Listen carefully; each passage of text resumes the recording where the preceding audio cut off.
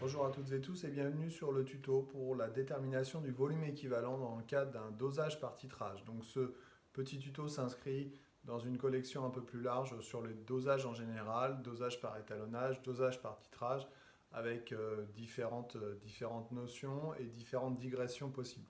Voilà, comme d'habitude, si vous aimez, vous vous abonnez à ma chaîne YouTube, vous likez, vous commentez, vous partagez. Alors, la détermination du volume équivalent s'effectue uniquement dans le cas d'un dosage par titrage. D'accord, c'est ce que j'ai écrit là, c'est important.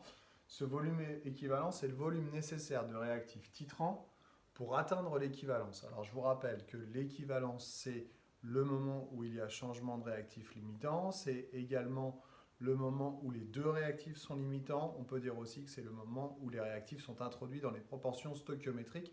Ça, c'est l'objet d'un autre tuto. Alors, comment repérer l'équivalence? Ça dépend en fait le volume équivalent, ça dépend du type de suivi que vous faites.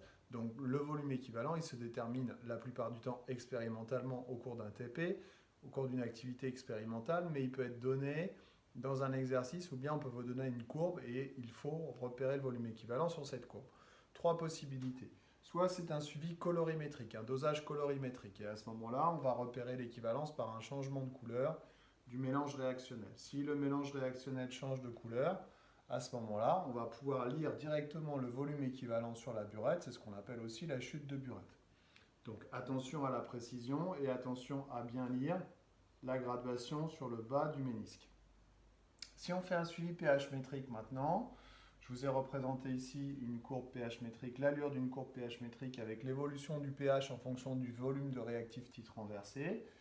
On va avoir un saut de pH et sur ce saut de pH, on va pouvoir repérer l'équivalence.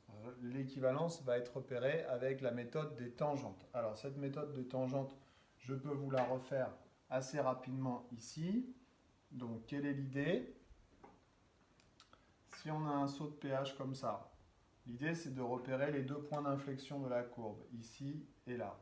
Par ces deux points d'inflexion, je vais tracer deux tangentes. Peu importe si c'est plus ou moins incliné, ce n'est pas très gênant.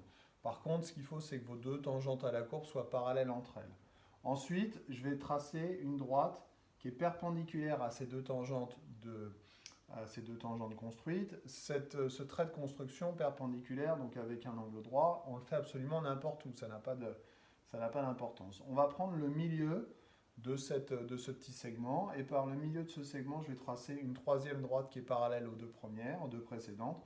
Je vais déterminer ainsi le volume équivalent qui va être à l'intersection de cette troisième droite avec la courbe expérimentale. Le pH et l'équivalence ne nous intéressent pas pour résoudre le dosage, il va par contre nous intéresser si on a le choix ou si on nous demande de choisir correctement un indicateur coloré.